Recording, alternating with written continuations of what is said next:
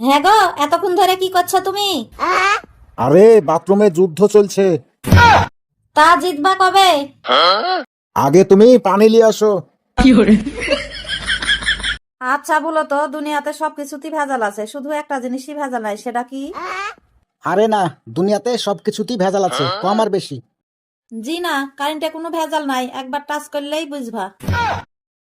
আরে মনে আছে, একদিন ফ্রিজে লাইন দিয়ে রেখেছিলাম, তুমি শর্ট খেয়েছিলা, কিন্তু তোমার কিছুই হয়নি।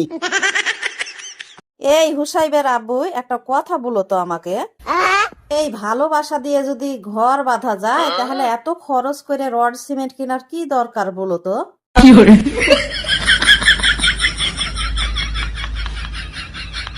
ওই, আমার সাথে ঝগড়া হলে তুমি আমার বাপ মাকে জানাও কিসের লাগে? কেন?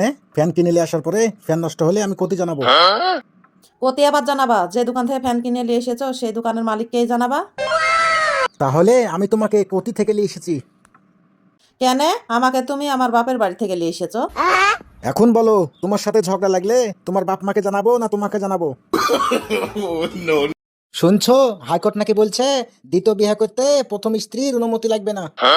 হ্যাঁ, ঠিকই তো বলিয়েছে। বলেন কি? কিন্তু শুনো, বাঁচতে চাইলে আমার অনুমতি লাগবেই, না হলে আখেয়ালা বাস, মনে রাখো। কি মুশকিল, আইন বলে এক কথা আর বাড়ির আইন বলে আরেক কথা। আচ্ছা বলো তো, বিয়ের দিনে জামাই বেশি কষ্ট পায় না বউ বেশি কষ্ট পায় গো? জবর ব্যাপার তো, তুমি এটা জানো না জামাই বেশি কষ্ট পায়? জামাই বেশি কষ্ট পায়? আচ্ছা, কিভাবে? আরে বিয়ের দিনে সুন্দর সুন্দর মেয়েগুলা দেখে আর ভাবে, এত সুন্দর সুন্দর মেয়েগুলা এতদিন কতি ছিল।